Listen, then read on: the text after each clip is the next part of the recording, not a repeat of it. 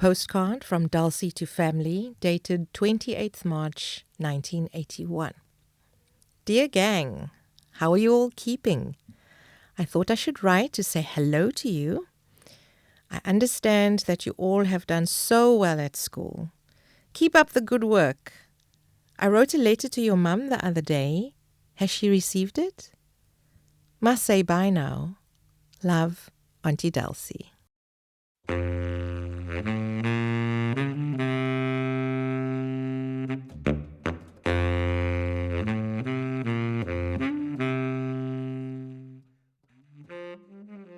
Do you ever think about how postcards used to be like text messages? Sometimes they were just brief greetings from your auntie, like the one you've just heard. The front of the postcard is the round dome of St. Paul's Cathedral in London, with the classic red double-decker bus driving past.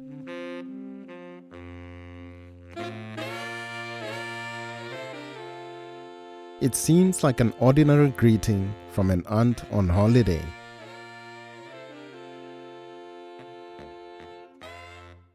Nothing on that postcard tells you that the auntie writing it was a hardened, exiled anti-apartheid activist.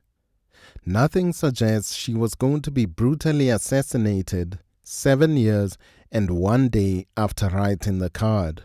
And nothing at all suggests that one of the nephews who received the card would pass it on to us 37 years later as part of an attempt at finding out why his aunt was killed. The past is made up of fragments.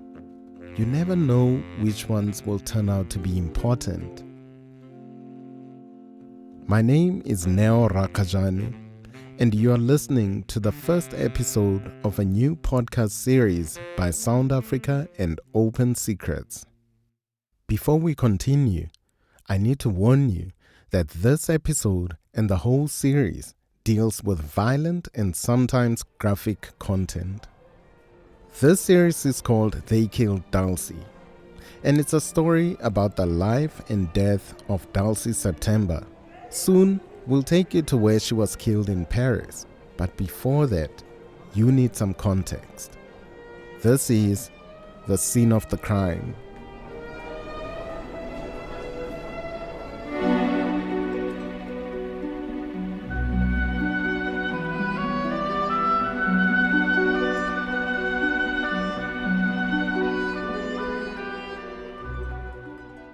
Dulcie September was the ANC chief representative for France, Luxembourg, and Switzerland in the 1980s. She's the only high-ranking ANC member ever to be assassinated outside Southern Africa. Do you know her story? My guess is many of you don't. Unlike struggle heroes like Nelson Mandela, Oliver Tambo, Chris Hani, she is not a household name in South Africa or the world. Less than 2 years after Dulcie's murder, Nelson Mandela would be released and the ANC would be unbanned. I stand before you filled with deep pride and joy. Pride is the ordinary. Dulcie September fought for freedom in South Africa all her life, but she never got to experience it. And she wasn't only murdered, she was erased. This podcast is an attempt at reversing that erasure. And the process began several years ago when the research organization Open Secrets began a journey that took them to 25 archives in 7 different countries. They collected over 40,000 documents that show how people and corporations across the world propped up apartheid and made fortunes in the process. From fragments, surprising stories began to emerge. One of them is the story of Dulcie September. It's a spiraling story where bankers, spies, and corrupt politicians all appear to be part of a large secret network that was essential in keeping apartheid going. And that part of the story begins at a large green locked door in the center of Paris. This is Rasmus Bitz, one of the other two people telling the story with me. I'm not making film or anything, I'm making radio, so the only thing I really want is just to see what it looks like. But we'll get back to him later. Because Dulcie was more than her murder, we're going to start somewhere else, many years ago in Cape Town, with the third person who's telling the story, journalist Nina Callahan. History is what you see when it's already over. When the events happen, they're not historical events, they're life. And the same goes for people. People are neither born as heroes or villains, they're born as babies.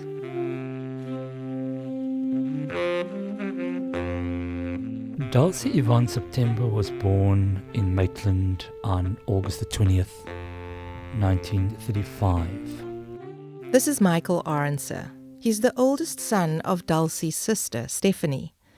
And since Dulcie didn't have any children of her own, Michael's in a way Dulcie's heir. As the spokesperson of the family, he's also the logical place to begin her biography. She grew up on the Klipfontein Mission Station up to Standard 4 before moving with the family to Gleamore in Athlone, which is a suburb of Cape Town. But being the son of Dulcie's sister, Michael, of course, wasn't around when she was a child. And Michael himself hasn't seen his aunt since 1973. We visited her shortly before she left and she was packing her bags. She was shushing my father out of the room and making jokes with us children as she was packing the bags and so on and so forth. Obviously, at the time when we knew her, we didn't know she had just come out of prison. We didn't know what she had been through. And looking back now, you realize being jovial and telling jokes was a kind of survival mechanism, even a defense mechanism. But of course, when you're young, when you're 5, 6, 7 years old, you don't realize that. So while Michael never really knew Dulcie in person, he has always felt her presence in his life as a distant but strong inspiration. To be prepared to stand up for what you believe in, no matter how unpopular it may make you, and being prepared to act on what you believe in. So I suppose, in a nutshell, to have some backbone in life. And maybe that explains why Michael has taken it upon himself to spearhead the effort of getting her case reopened. The word spearheading is probably the right word. I have decided to do that for her. While Michael biologically is a link to Dulcie's past, he was not born when she was formed as a person and as an activist. But he knows somebody who was. One of the most intelligent people he has ever met, he says. Well, I'm Elizabeth van der Heyden, Betty to most. And if anybody knows what made Dulcie who she became, it is her. I think Dulcie was an ordinary person placed in a situation where she had to make a choice. Betty is now 83 years old.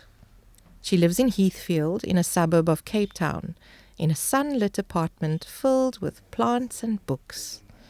She's slim, wears gold earrings, and is hard to hold a microphone for because she moves and gesticulates wildly as she sits cross-legged like a yogi on a dining room chair.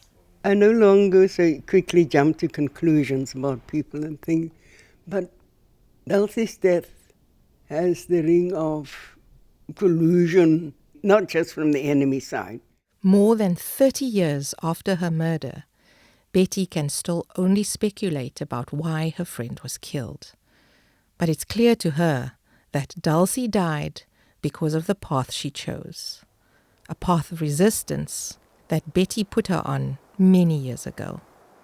But they met before any of them had any concept of politics in Betty's home on the Cape Flats. And the sand, the sand, the sand. When that southeaster blew, whoa, everything was covered in sand. It was before apartheid, but legislation was already being passed in order to separate the races. According to Betty, the intention was clear. What they really meant was, we must find a way to get all these darkies out of our pristine areas, Get them, move them down to the Cape Flats. And the Cape Flats, the area sand is lifeless. Dulcie's family moved to Athlone when the girls were 9 or 10 years old, and she was immediately drawn to the household where both the doors and the minds were more open than they were in her own home. She came there, she followed us, because we were supposed to be the clever van der Heidens, don't you know? We're supposed to be clever. Smart is what my mother used to call it, and that was not a compliment. Betty's father was a carpenter, but he made a point of creating an atmosphere of debate in the home where everyone was welcome. When we had people visiting us, you'd invite Dulcie. When we had parties, you'd invite Dulcie. Dulcie knew that at our place, she'd be able to have a say and that people would listen to her. She also knew that no one would laugh at her if she made mistakes.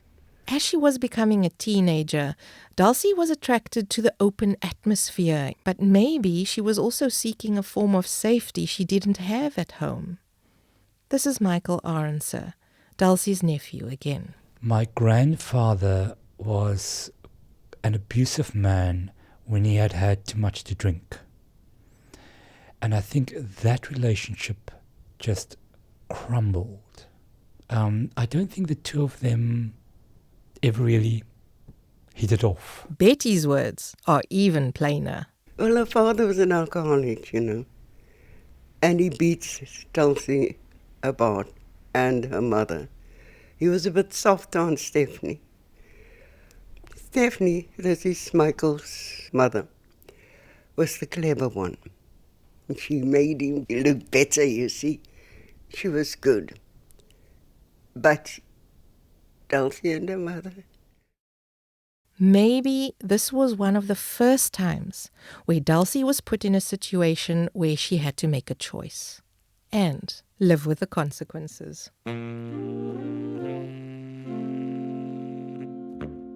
And Dulcie gave him every opportunity to come at her because Dulcie didn't keep quiet, Dulcie stood up to him. I didn't know. I knew that she wasn't happy there, but I didn't know the extent of this unhappiness because she never let on. As the years progressed, the situation got worse. But I think the relationship collapsed when he barred her from the house and she had to sleep on the stoep for a few weeks. And after that, she left home. Now, I don't know who collected her there, and Dulcie would never tell me this.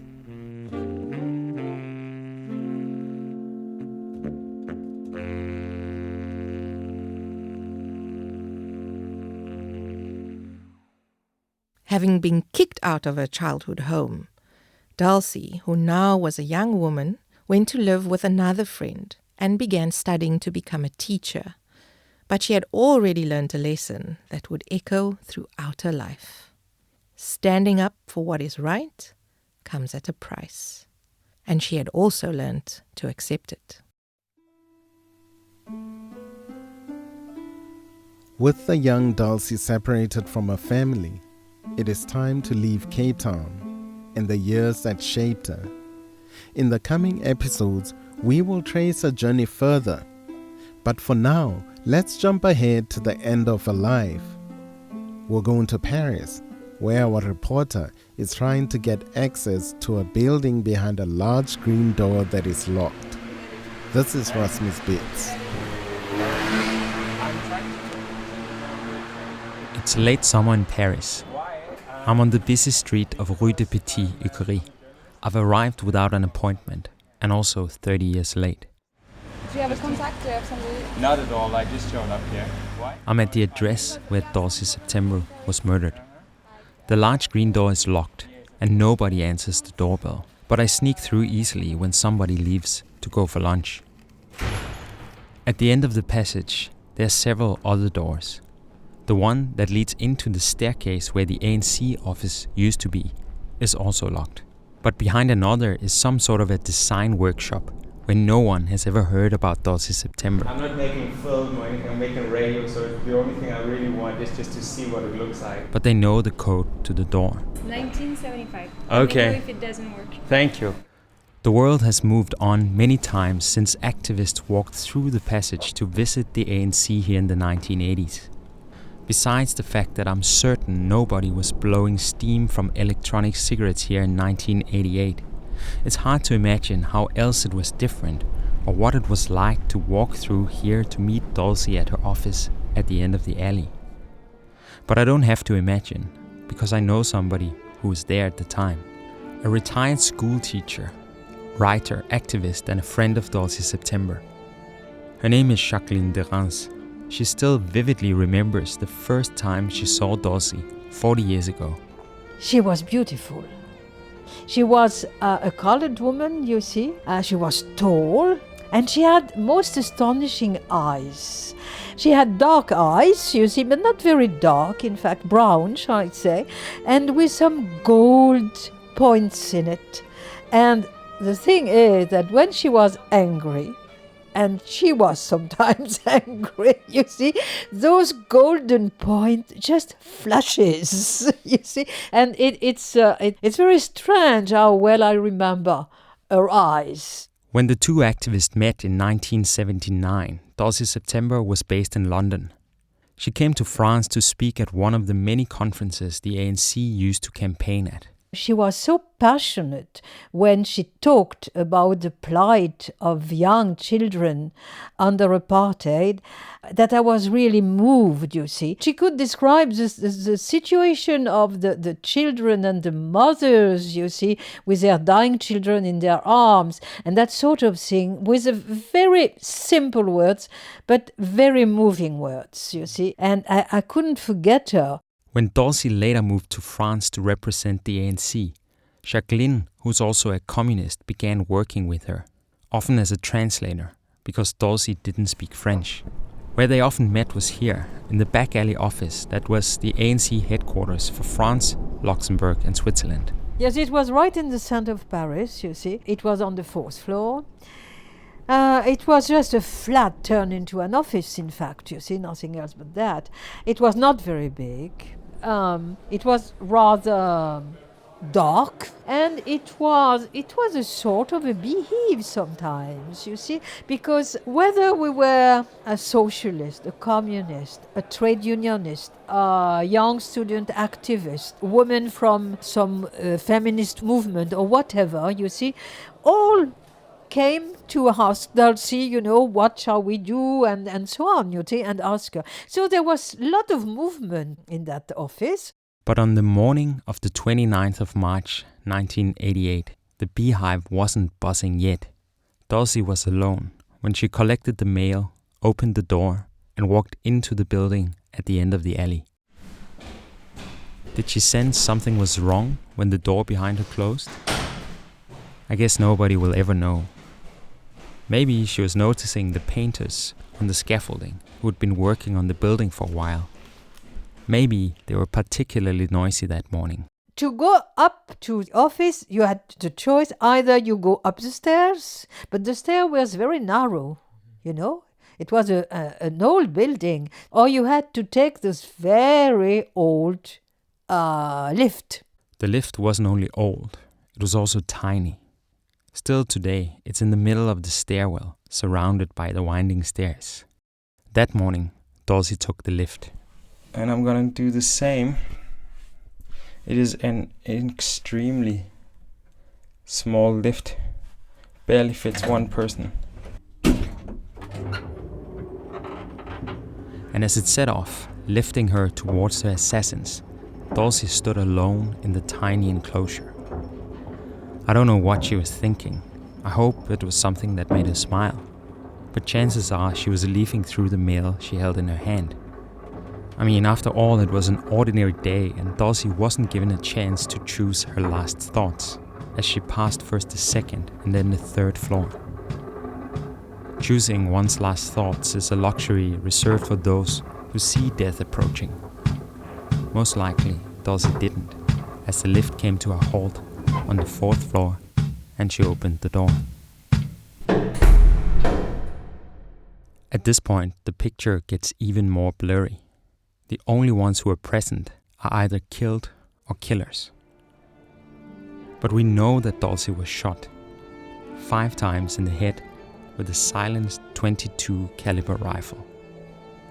And we know she landed on the floor, between the window and the lift, in front of the door to her office.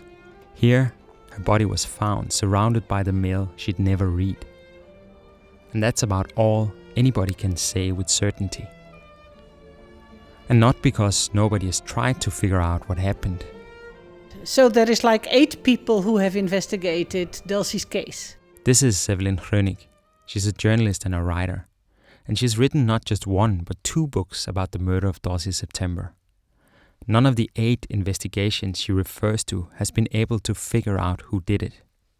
And while Evelyn says she has a good idea of who might have been standing in the Parisian staircase waiting for Dulcie with a loaded rifle, so far she's neither the proverbial or the actual smoking gun.